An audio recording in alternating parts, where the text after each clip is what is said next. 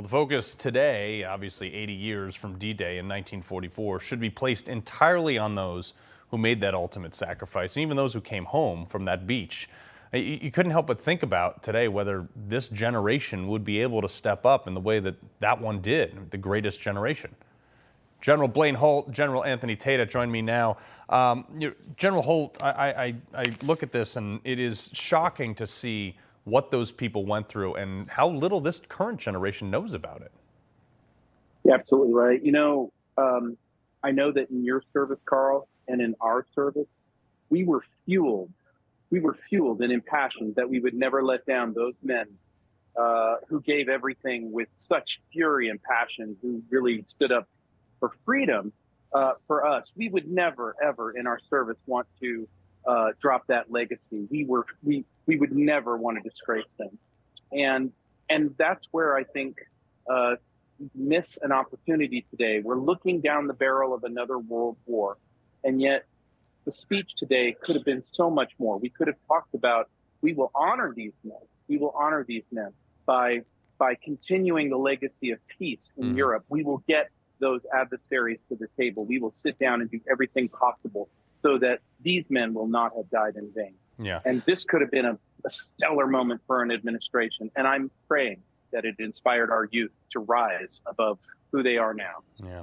But General Tata, our own John Huddy was over there. He spoke to Congressman Mike McCall. Take a listen to a few seconds of this. Looking at these veterans and what they went through 80 years ago on this beach and the 10,000 white crosses, and, they're part of history now. And I have so much admiration for them. I think the other thing that really stood out to me was when they read the watch. You have performed your mission, and now it's time for this generation to take the watch. And that is our responsibility. That is our duty to protect liberty and freedom. Any of these events could trigger a world war, which we don't want, but you're not going to be able to stop it if you don't have proper deterrence.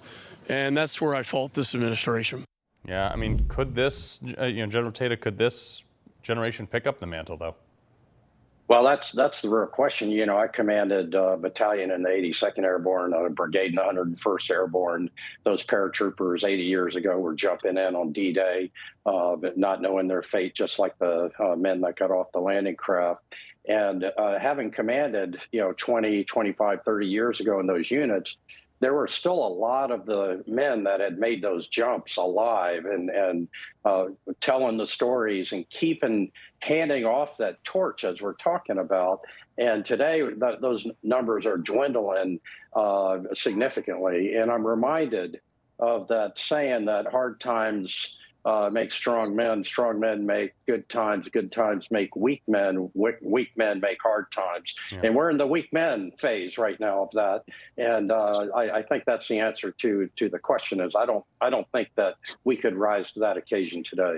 Yeah, and General Holt, I got about 30 seconds left here. What's your takeaway from the fact that there's a lot of people that might not pick up that mantle, that might not actually proceed once that ramp drops anymore?